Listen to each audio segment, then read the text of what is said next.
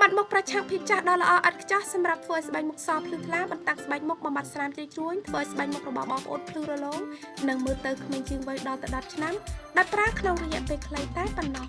ប្រសិនបើបងប្អូនមានដាក់ខ្នើក្រោមព្រែកមានមុខមុនស្នាមជ្រីជ្រួញមុខខ្លាំងស្រអាប់និងស្បែកយឺតធ្លាក់វីដេអូនេះគឺសម្រាប់បងប្អូនអ្វីដែលបងប្អូនត្រូវការមានដូចជាម្សៅកាកាំងឬម្សៅកាហ្វេចំនួន2ស្លាបព្រាបាយម្សៅកាកាំងមានសារធាតុប្រឆាំងអុកស៊ីតកម្មដ៏ល្អឥតខ្ចោះដែលជួយបន្សាបរ៉ាឌីកាល់សេរីជំរុញចរន្តឈាមនិងជំរុញការផលិត collagen ហើយបងប្អូនត្រូវការម្សៅអង្ករដើរតួនាទីជាភ្នាក់ងារជំរុញកោសិកាស្រាលៗស្រូបយកជាតិខ្លាញ់លើលើនិងជួយធ្វើស្បែកសភ្លឺថ្លាឬកាត់បន្ថយចំណុចខ្មៅហើយបងប្អូនត្រូវការម្សៅតែបៃតងបងប្អូនក៏អាចប្រើម្សៅតែប្រភេទផ្សេងទៀតក៏បានដែរម្សៅតែបៃតងជួយព្យាបាលមុខមុននិងស្បែកខ្លាញ់ជួយបំបត្តិដក់ខ្មៅក្រោមភ្នែកនិងធ្វើឲ្យស្បែកមុខរបស់បងប្អូនមានភាពប្រសើរឡើងគ្រឿងផ្សំបន្ទាប់គឺយ៉ាអ៊ូសាបចំនួន3ស្លាបព្រាបាយយ៉ាអ៊ូជួយបំបត្តិមុខមុនផ្ដល់សំណើមធ្វើឲ្យស្បែកភ្លឺថ្លានិងធ្វើឲ្យស្បែកតាំងណែន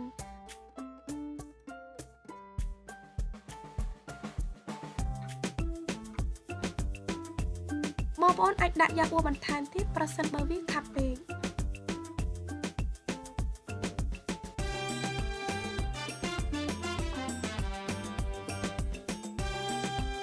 និងចុងក្រោយបងប្អូនត្រូវការប្រេងដូងចំនួន1ស្លាបព្រាបាយបងប្អូនអាចប្រើប្រេងលាបមុខណាមួយដែលបងប្អូនមានក៏បានដែរប្រេងដូងនឹងផ្ដល់សំណើមដល់ស្បែកធ្វើឲ្យស្បែកមានភាពប្រសើរឡើងនិងកាត់បន្ថយស្នាមជ្រីជ្រួញសូមកូរច្របល់គ្រឿងផ្សំទាំងអស់ឲ្យបានសព្វចូលគ្នាល្អ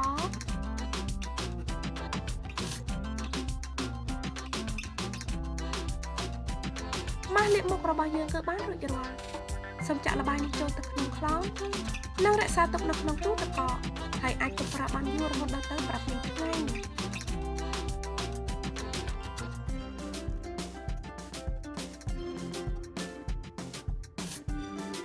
របៀបប្រើប្រាស់សូមលាបថ្នមៗនៅលើផ្ទៃមុខនិងកដែលបានលាបសម្អាត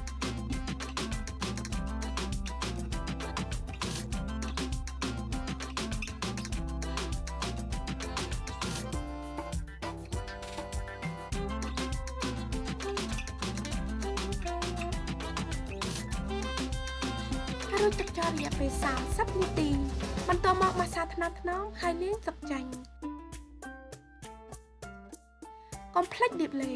ឬប្រេងផ្ដល់សំណើមដែលបងប្អូនប្រើជាប្រចាំសម្រាប់លទ្ធផលកាន់តែប្រសើរសូមប្រើរូបមន្តនេះម្ដងឬ2ដងក្នុងមួយថ្ងៃ